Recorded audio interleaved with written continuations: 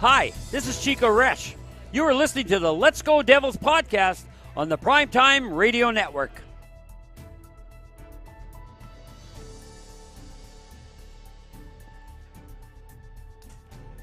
Happy Devils Monday! This is the Woo Report! The Woo Report! Episode 245. I'm your host, Sam Woo. Streaming live from the Primetime Radio Studios in the bunker, in the confines of my own bunker. No chaos here. On Facebook Live, at Let's Go Devils Podcast, Twitter, at Let's Go Devils Pod, and our YouTube channel. Subscribe to our YouTube channel. Let's Go Devils. We got a big topic tonight about Lindy Ruff and the Devils. And I think it's really not all Lindy's fault. It takes a team to win the Stanley Cup, but it also takes a team to screw it up. Devils are 0-2, first two games of the season after playing the Philadelphia Flyers, who all the pundits said that they're going to suck this year. Detroit Red Wings, in all fairness, they are run by Steve Yzerman, and they're on the up and up. Why is the Devils' rebuild taking too long? You've got to ask yourself that question, people. And I want to hear what you have to say on the YouTube Live, Twitter Live, and Facebook Live. It's kind of interesting how Utica Comets are doing well while the Devils, with the same personnel going up and down from Utica to the Devils, back to Utica.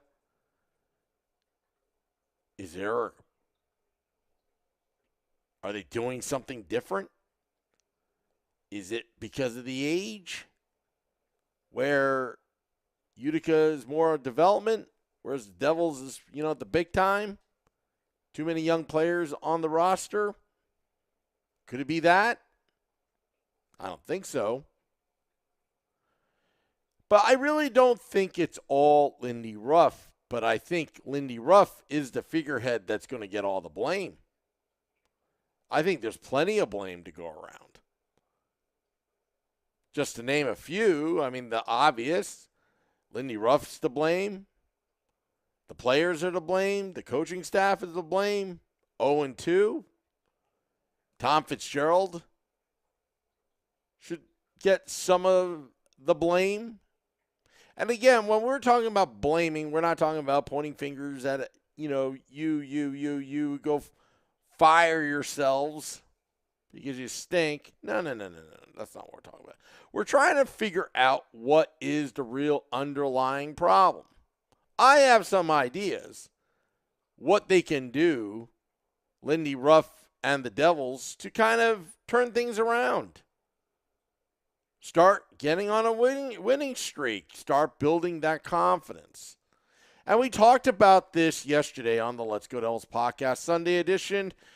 Beer Baron had some of his assessment. He disagreed with me. And notice that Beer Baron and I did not agree on something. And notice we're still very good friends.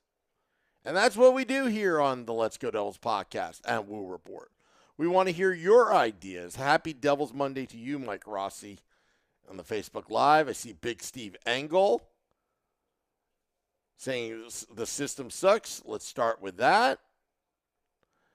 Utica coach better. Says NJ Devils 1525. Also says, good evening, Sam. Nice to meet you Saturday at the bar. I don't know who you are, NJ Devil 1525. You could be many people. I started to put the names together at American Whiskey, which things are going to get better. Things are going to get better. Exactly, Steven, got no defensive structure in front of the net. Well, we talked about the NFZ. You know, the little silly bit I did, I don't know, almost 2 years ago, and it seems like it's still a problem from a technical standpoint. Steve Engel says our players are soft. I'm going to say something that's a little bit outside the box very soon. I want to hear your thoughts on why the Devils keep on losing. Aside from the X's and O's, or the players are soft, or that. But I think, Lindy Ruff, he's one of the top coaches of all time in terms of wins. Why isn't he getting it done? But yet Kevin Dineen is getting it done in Utica. Benjamin David Novak says, we're only 2 games in. Let's all relax a bit. Agree, but disagree. The part I disagree is, no, it's actually been 10 years in, practically, of losing. It's a whole body of work.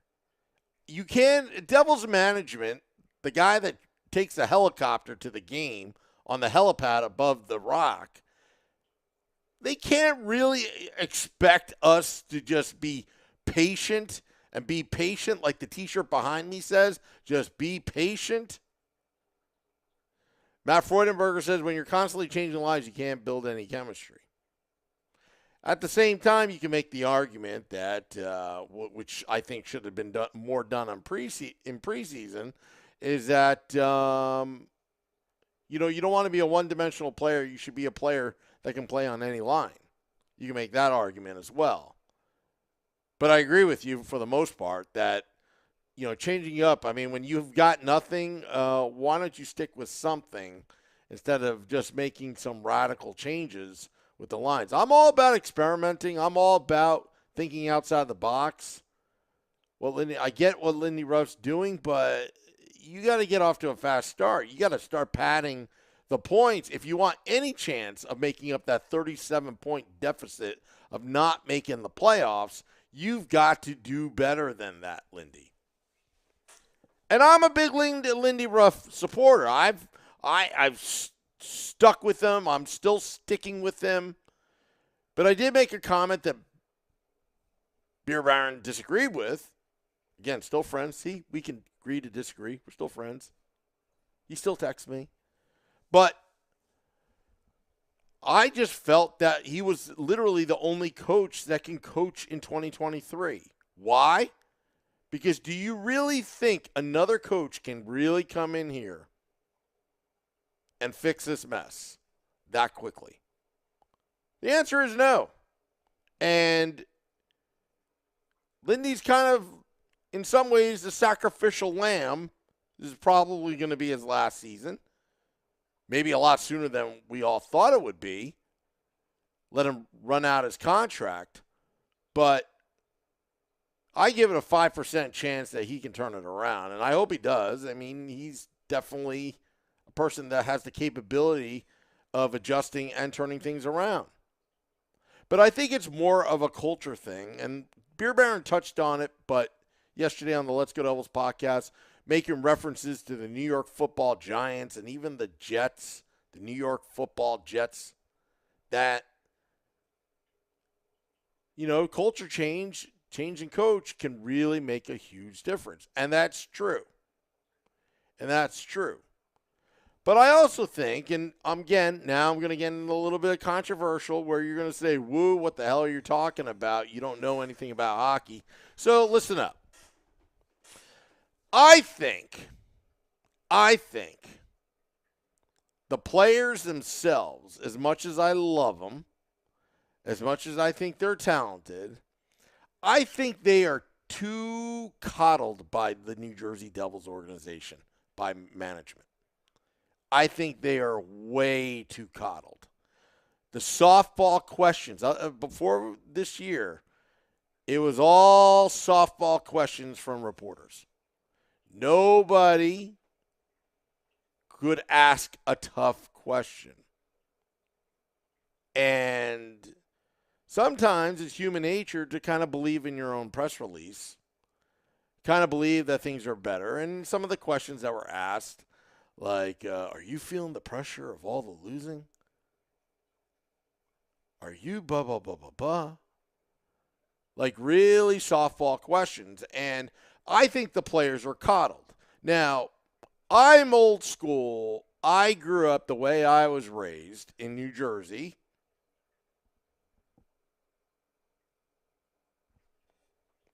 A child, my dad immigrated to the United States. My mom practically immigrated. She was born here, but she practically immigrated to the United States. I'm a child of immigrants. You work effing hard. That's how I grew up. Tough love. If you do your job, you're supposed to. You don't need to be having a pat on the back all the time. And I just feel like the Devils players, as young as they are, and I know it's a generational thing because I'm a little bit older, but I think we need to stop patting them on the back. And the projections, the analytics suggest this. Well, so far the analytics have just told me nothing. I break down the game into really simple forms, talking about the NFZ. I'm talking about mindset. I'm talking about the will to win, or when you have a lead, go for the jugular instead of giving up 2 shorthanded goals. That's what I'm talking about. I talk about hockey grit. Well, the Devils talk about how great Dougie's commercial was at Six Flags Great Adventure. I don't know. But I find that what makes Lou Lamoriello successful now, you could say all you want about the New York Islanders and Toronto. Lou didn't win a cup, but you know what? They sure as hell have been in the playoffs a lot more than the New Jersey Devils. And I think when we talk about culture, we talk about discipline, going back to what I've been really bitching about in the last 2 or 3 years, there is no attention to detail and there is no attention to focus. Miles Wood was focused. He was laser focused after the Philadelphia Flyers game.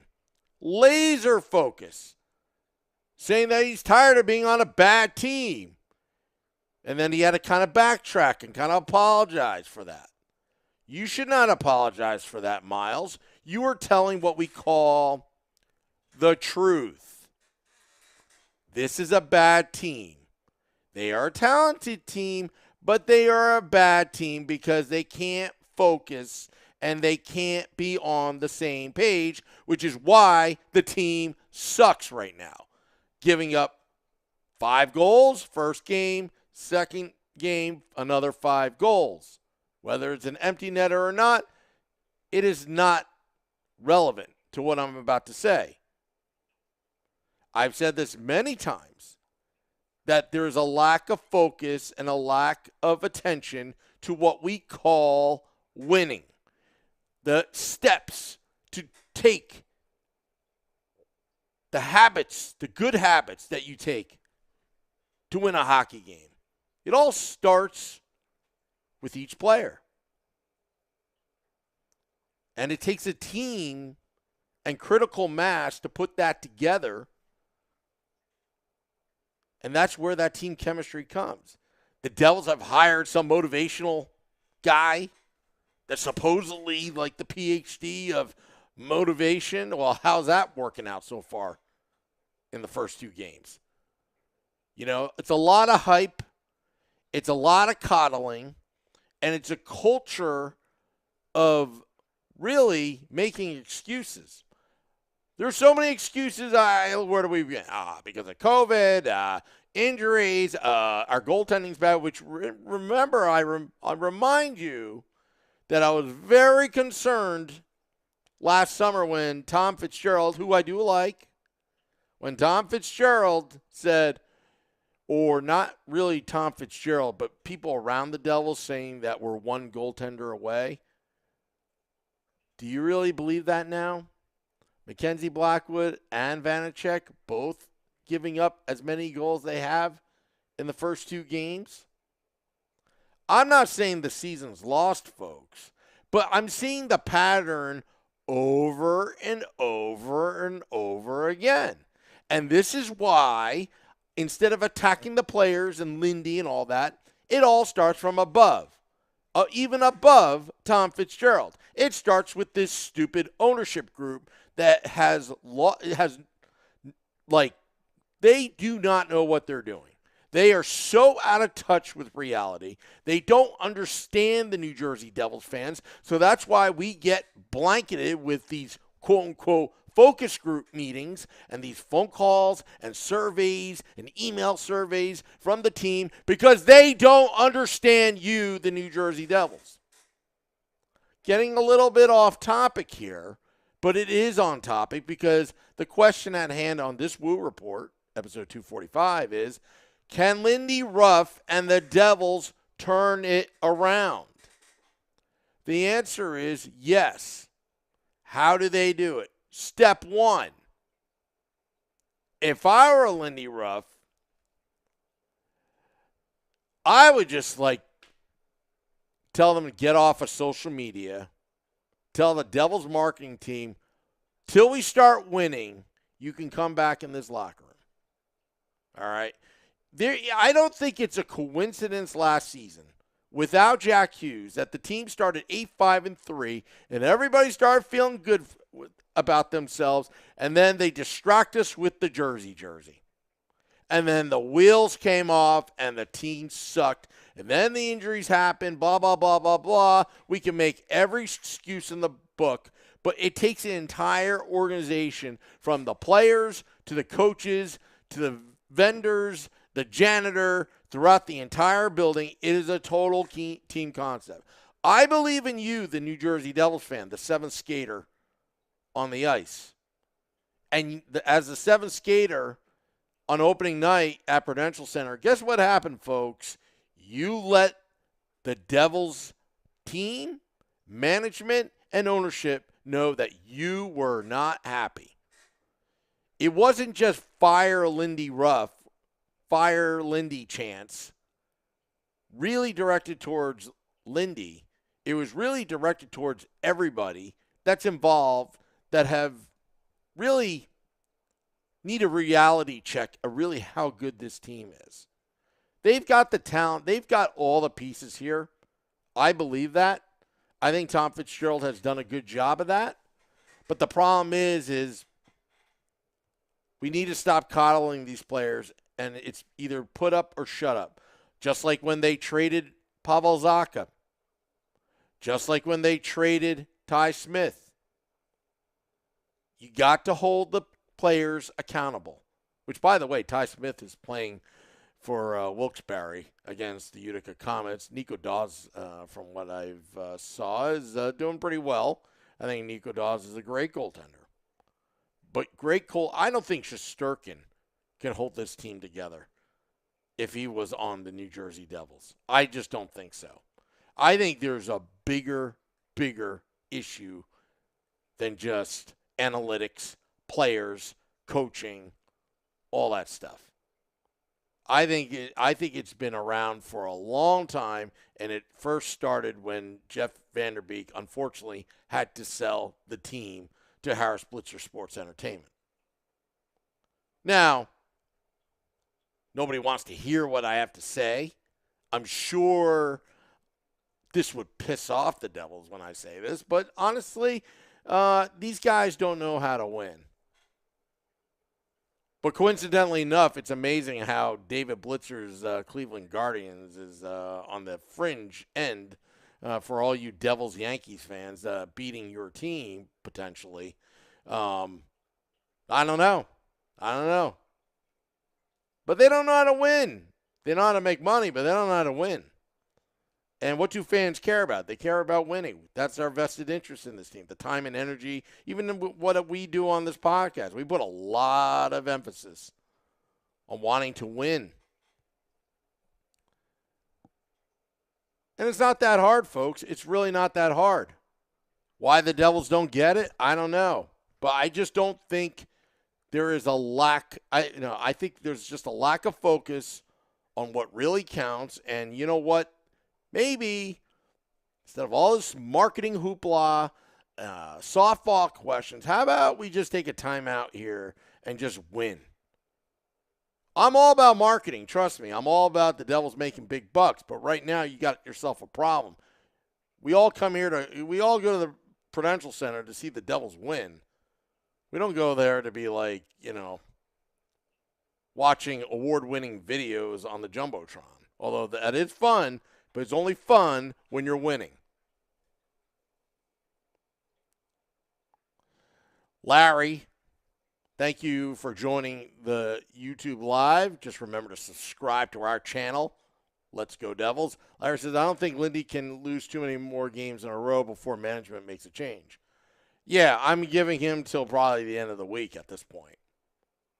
But then again, would Tom Fitzgerald make the same mistake what Ray Shero did? Hold on to the coach too long for whatever reason. What Shero did with John Hines. And I put that in my blurb on hockeybuzz.com, my Raising Hell blog, talking a little bit about that. And again, I see Steve Engel says step one, trade for Nylander. I don't think we already brought in Palat. We already brought in some players. We're spending right to the cap. I don't think that's going to do anything. Again, when I talk about culture change, I'm talking throughout the entire organization, not just what's in that locker room. Tom Fitzgerald says the answer is in the locker room. No, I think the answer is in the ownership group because, honestly, I would love for David Blitzer to go chew out his own players or Joshua Harris. Unfortunately, they're just not those type of people. Maybe in the business world they are, but when it comes to this stuff, I think they're more worried about the valuation of the company, their distressed asset. What are they doing? I mean, if you go back to their press conference, I've said this before. You go to YouTube, go to the Joshua Harris, David Blitzer press conference when they bought the team. Get yourself some popcorn and listen to that 45 minutes and drink some caffeine because you're going to need to stay awake. I felt like it was in a boardroom meeting. I felt like I was a shareholder when I first saw that. It's kind of interesting, because when Steve Cohen of the New York Mets bought he was talking about, hey, I bought this ball for $400,000, the Buckner ball, where Mookie Wilson hit it, went through his legs. Here you go, guys, on a Zoom call. And then you look at that 2013 press conference, it's like, you should try that. It's on YouTube, YouTube Livers, after the podcast. Watch it. You'll get bored in a heartbeat. Let's see here. By November, these first two games are just going to be a footnote in history. Maybe so. I mean, you know what? Again, reading Amanda Stein's tweets, it looks like the lines are kind of making sense right now. It's got Beer Baron's approval. He said that he could go with these lines, what they were practicing earlier today. Andrew Burnett got hit by the puck, according to Ryan Novozinski of NJ.com, good friend of the podcast. But, yeah, it's just, I think it's a whole body of work that's the issue. But let's go back to the question at hand. Can Lindy Ruff and the Devils turn it around? The answer is yes. The answer is yes. But I think if you want to expedite success, Lindy, I would tell your players to just better man up and start focusing. You should be living, eating, and breathing Devils hockey right now. Beer Baron said something pretty interesting on Sunday's podcast that when he saw Jack Hughes, he didn't look happy. Probably because Jack Hughes was more focused on the game than parading around on a red carpet. Again, this is what I'm talking about, lack of focus, where the marketing is making the decisions over hockey operations. Although it's fun and that's kind of cool and I love it, I think fans rather ditch the red carpet and have a 7-2 victory on Saturday than the players just doing so many things pregame And one would say, well, Sam, you can walk and chew gum at the same time. But, yeah, but again, it just, you're not in the right frame of mind. The Devils lost. I don't mind this marketing stuff if they're winning, but they're not. And I think they need to really, really, really get back to basics, like in Rocky IV when, Rocky has to fight Ivan Drago, and he got back to basics and he went somewhere in Siberia to train in the most Neanderthal kind of way. That's what I'm talking about. And I mean it. That's how I was raised. If you're not getting your stuff done, like, hey, if you don't get your homework done, you don't get TV, you don't get this, you don't get video games, you can't even, do this until you get your homework done. And I think that's what the Devils need right now, and we need to stop coddling these players. Interesting tidbit, according to Big Steve Engel, Rocky IV was trained in Vancouver. Interesting. Very interesting. Oh, my goodness, a good friend of the podcast visited us with his homemade Beefalytics t-shirt, which is looking really good right now, a little snazzy. They have new coaches, new players, spent money to change the culture, and it doesn't happen instantly. I'm impatient for the team to win, but it will happen. Going to take a little time to gel. That is true, oh, my goodness. But my question is, why is the same pattern happening year after year? Ray Shero is gone, same thing's happening. John Hines is gone, same thing's happening. Lindy Ruff never really had these problems till he came to the New Jersey Devils. Mark Recchi was very successful where he was. Now he's gone. Anthony says, happy Devils Monday to y'all. The Devils are lacking beef. There's not enough physical players. Start ball, call up Ahoytuk, and give the opponents a reason to hesitate. Add some grit and fight. Well, there's something to be said about Mason Geertsen. He may not be the most talented player, but he's the most focused player on the ice. He has only one job to do, and it's to muck it up, and he does it very well. When Nathan Bastian was scoring power play goals, all they asked him is to park his big body in front of the net and be a distraction to the goaltender. And the Devils' power play was actually pretty decent in a short stretch last season. Again, it goes back to lack of focus. That's what I think. I could be wrong. People will say, whoa, you don't know what you're talking about. Well, then tell me what they can do. Tell me why everything that they're trying to do never works. Matt Jr. says the power went out at the Utica game. I don't know what he's talking about, but I take his word for it. By the way, you know what? At Chickies and Pete's on last Thursday, the power did go out on this podcast. Luckily, we had a backup power supply, and we were good with that. Stephen Engel says, Big Steve Engel says, Ruff always compete level. Actually agree with that. Yeah, they got to pick up the intensity. And that was what the Devils content team was talking about, the intensity of practice today. New players aren't picking up Ruff's system very fast. But you know what? They should. When he was in Dallas, they did. When he was in Buffalo, they did. They have some high-scoring teams. Matt Jr. asks, who are you rooting for tonight, Sam? Yanks or Guardians? Look, I'm a New York Mets fan. But you know what? I hope the Yankees beat the Guardians just because I don't want to see David Blitzer have success till he has success with the New Jersey Devils. Sorry to be cruel about that. Nothing personal against Mr. Blitzer. But, we're kind of fed up right now, especially after last season when you're reading off a cue card to be patient. And we got Jack Hughes for 8 years. Yeah. Yeah, you also got a pinball machine in your bar too, right? That's not how you build a hockey team. Appreciate the finances that you can fund this operation, but there's a better way of going about it. Don't believe me, Devils management. If you don't know, then just give me a call. start by fixing the lines. That's true. That is true, folks. That is true. And that's what's going to happen tomorrow night. Devils versus the Ducks. A lot of Ducks fans are like, no, you guys are really going to kick our butts. And I'm like, are you sure about that? But if the Devils go in 3, what's Devils After Dark going to be like? I don't know. We're only 3 games in. Can't imagine.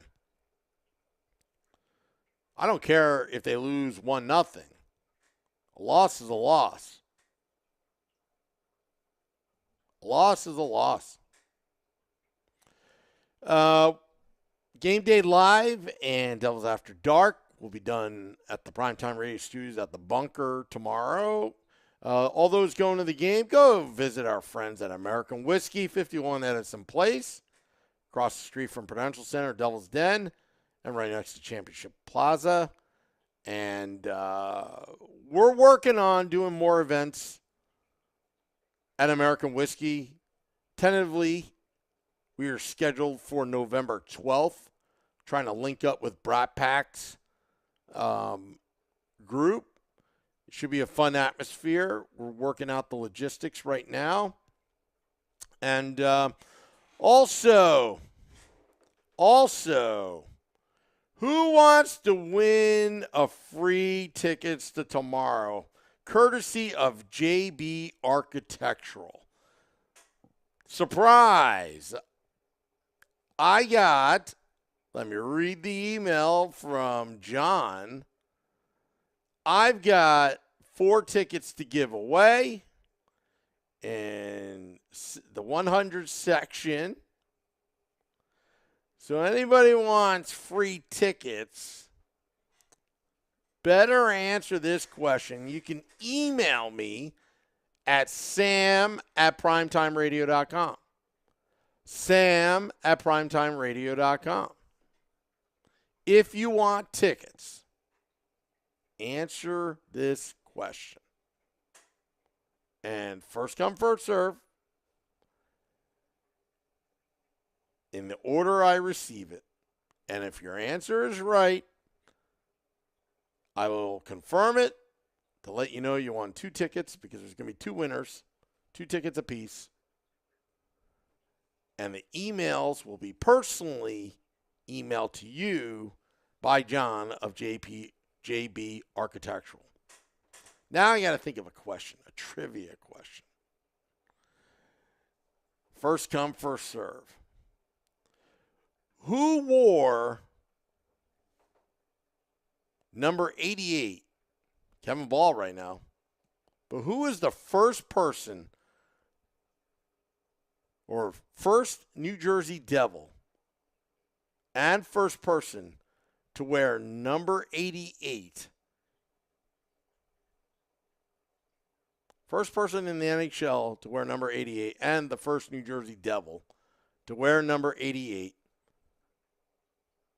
But to win, you got to email me, sam@primetimeradio.com. Again, sam@primetimeradio.com. You can win free tickets, 2 tickets, if you get this right. And now I'm getting spammed in the YouTube Live. Not cool, not cool, not cool. Not cool, not cool, not cool, not cool. Got to put that user in a timeout. And then I got to delete this and all that. Metro Ice, you're right, but you got to email me if you want the tickets. Who wore number 88 for the New Jersey Devils? Who was the first person to wear that? And in the NHL. Now, the NHL has Eric Lindros being the first player in the NHL to wear number 88. But that's not true. It was actually this person that wore in 1982. That's the only clue I'm going to give you.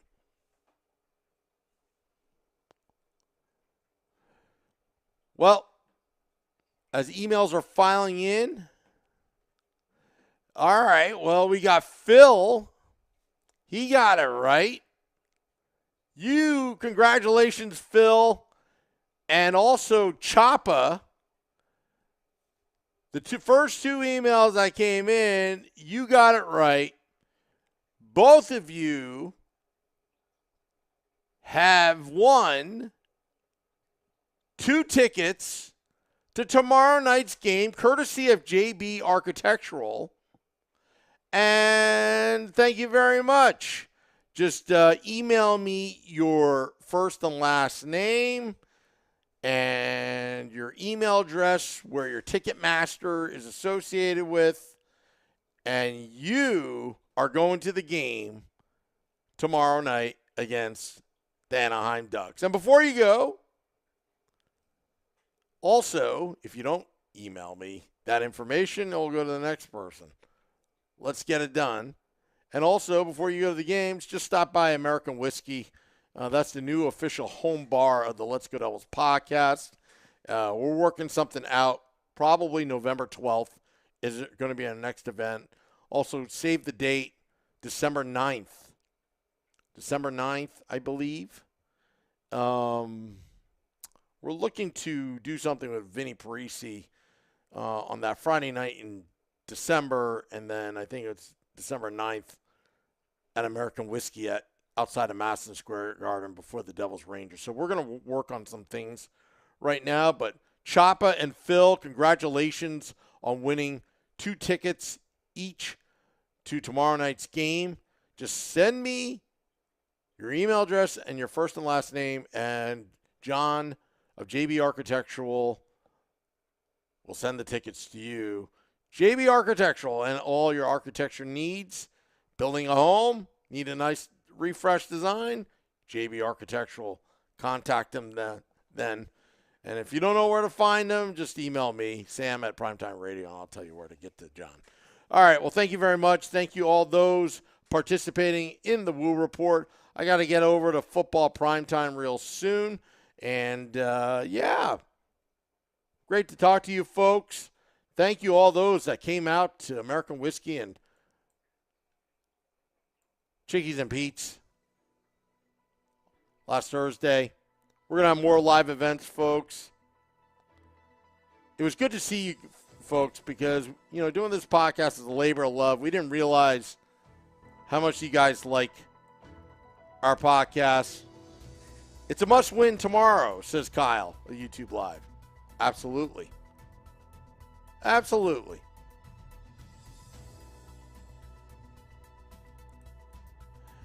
Phil says, thank you so much. Go Devils. Congratulations, Phil. Waiting for Choppa. Choppa. To email. Send me your first, last name, your email address. We keep that confidential. We just need to send it to you officially. Thank you, thank you, thank you. Thank you for tuning in. The Woo Report. Remember, Game Day Live, Vinny Parisi and I will preview the game, and then Devils After Dark, your reaction. Hopefully the Devils go 1-2 instead of 0-3. It'd be crazy. Choppa says, hey, man, how do I collect the tickets again? I was freaking out and I didn't hear. All right, let me turn off the music real quick. Send me your first name, your last name, Choppa, and then your email address, where to send the tickets to. Usually it's the email address that's associated with your Ticketmaster account. That usually is helpful. But send me the email address, your first and last name, and John of JB Architectural will personally send you the tickets. And then if you didn't hear that, go on the replay on our Let's Go Devils YouTube channel. Subscribe. Let's Go Devils. Facebook Live. Facebook at Let's Go Devils Podcast. And Twitter at Let's Go Devils Pod. That's it for now. I got to go. Till next time, this is the Woo Report. Let's go Devils.